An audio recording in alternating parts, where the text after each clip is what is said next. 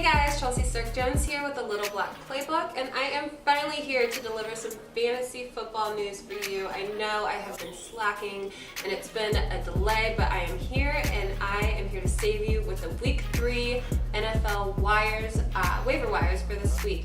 And of course, the show wouldn't be complete without Kobe, who for some reason never wants to sit next to me when I'm practicing, but always finds his way in my lap when I'm ready to roll.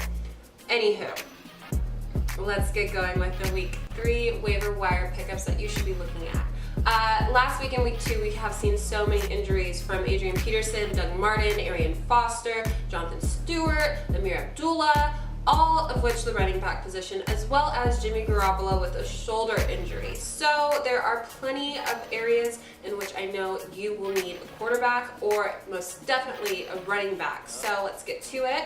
And let's actually start with the quarterback position and get that out of the way. Let's look at Ryan Tannehill of the Dolphins. With Arian Foster out, the Dolphins will definitely look to throw the ball a lot. So I would pick up Ryan Tannehill if you're in need of a quarterback. Now, let's move on to something that more of you guys are in desperate need of. That is the running back position. That we have Jerick McKinnon and Matt Asiata, both of the Vikings. With Adrian Peterson down with a torn meniscus, there's no timetable, at least the Vikings have not released a timetable on his return.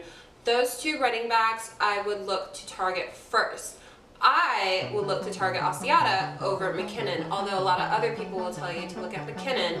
Look to target Matt Asiata. That is because he is the Vikings' goal line running back. So he will get more of the touchdowns. He will get more of those touches in the red zone. As far as McKinnon goes, he will rack up more yards and he will get those possibly long carries. But Asiata is the one that you want to target as far as touchdowns and scoring goes. Now let's look at Cameron Artis-Payne. I would look to target him over Fozzie Whitaker in the Panthers' backfield, just because with Jonathan Stewart out, I know the two of them will be carrying a lot of the workload, but Ron Rivera, head coach of the Panthers, has said that he likes Artis-Payne more in that starting position while Stewart is recovering from injuries. So look to target Artis-Payne first. If he's not available, which he should be since he's only owned in 1% of Yahoo leagues, then I would look to Fozzie Whitaker. Now, let's take a look at the Lions situation. With Abdullah down and out with an ankle injury and also no timetable on that return, we have Theo Riddick, who is probably owned in most leagues, but who isn't owned in any Yahoo leagues is Dwayne Washington. Look to add him. Though Washington did struggle with ball security in camp, it is okay. I would still look to add him if he's available on the waiver wire, which again, he is because he's not owned in any Yahoo fantasy teams. Now let's go ahead and take it to the NFC East and look at the Dallas Cowboys, who are always in the news. Ezekiel Elliott did cough up 2 fumbles last week against the Redskins, and he did earn himself a spot on the bench, so Alfred Morris stepped in for him. I would look at Alfred Morris, if he's available on the waiver wire, to possibly split more time on the field with Ezekiel Elliott if he continues to struggle with ball security. Also at the running back position, I would look to add Dexter McCluster. Yes, that is right. He was just signed to the Chargers today. He practiced for them this morning with Danny Woodhead being ruled out with an ACL tear all season.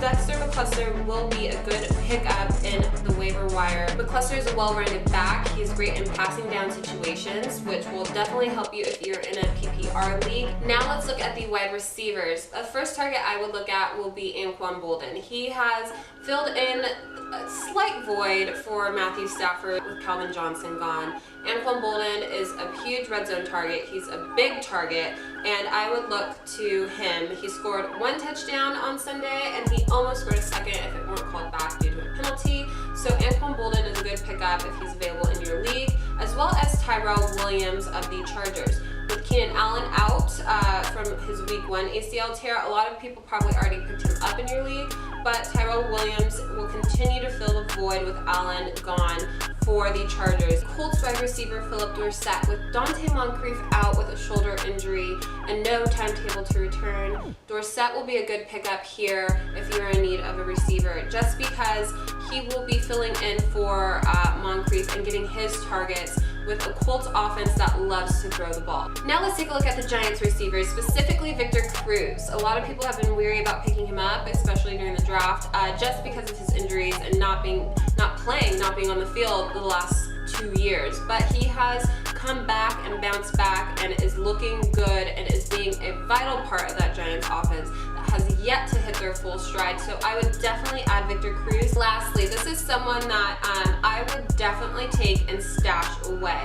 And this is Chris Hogan of the New England Patriots. With Garoppolo out and they're starting their third string quarterback, their offense probably will not be that productive until Brady comes back. So if you do pick up Chris Hogan, do not play him until Tom Brady comes back. But when he does, he will be a great addition to your roster, and he will get a lot of looks in the New England offense. And lastly, let's look at the tight end position. Dennis Pitta, who is great friends with Joe Flacco off the field, and that chemistry has carried on the field. Pitta has been injured, but he has made up for it. He responded to that with 9 catches for 102 yards last week. He will see that kind of workload throughout the season. Again, him and Flacco have a great chemistry with one another, and if you need a tight end, I would love to target him first. Though my second option at tight end is Jesse James of the Pittsburgh Steelers. He is slowly filling into that Heath Miller role of tight end. Big Ben loved Heath Miller, and he's starting to throw a little bit more to Jesse James' way.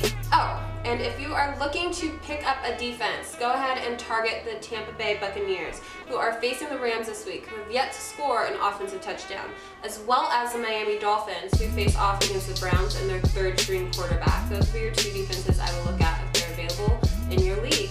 Thanks so much, guys, for tuning in and watching. I hope I have been somewhat informative, and I have helped you a little bit with your fantasy roster going into week 3. I will be updating you with any fantasy news on my Twitter handle, which you see down here. So check in, go ahead and follow, as well as follow me on Instagram and check out the website. Also, be on the lookout for my Monday night recipe, which will be catered to the New Orleans Saints. So look for some good Southern food coming your way. Thanks again, guys. I am Chelsea Stark Jones, and this is a Little Black Playbook.